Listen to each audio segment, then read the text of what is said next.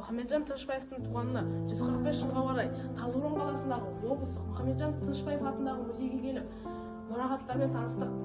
Мұхамеджан Тынышпаев 1879 жылы 12 мамырда бұрынғы Жетісу облысы Лепсі уезі Маңқаншы Садыр болысындағы Жыланды тауының баурайында дүниеге келген.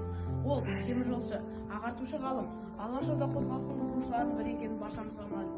Ол өзінің студенттік уақытында сол уақыттағы билікті аяусыз сынап мақалалар жазған.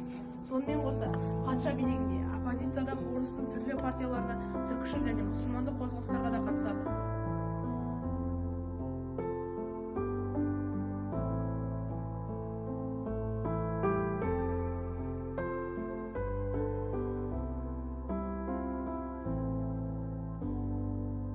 Мұхамеджан Тынышпаев, ол орыс географы қоғамы Түркістан бөлімінің Қазақстандағы зерттеу қоғамының талап ұйымының мүшесі болды.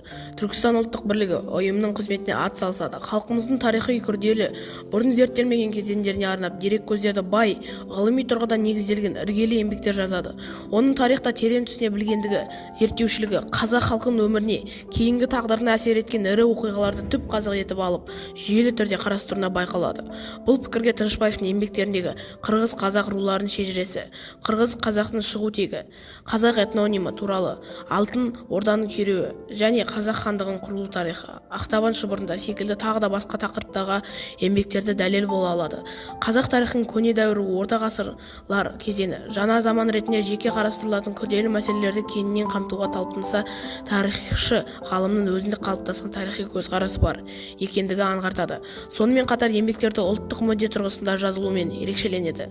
Ол қандай да бір халықтың тарихын жазу үшін сол ұлттың тілін, салт-дәстүрін, мәдениетін жетік меңгеру керек деген принципті берік ұстанған және бұл принципті өзге зерттеушілердің де ұстануына талап етеді.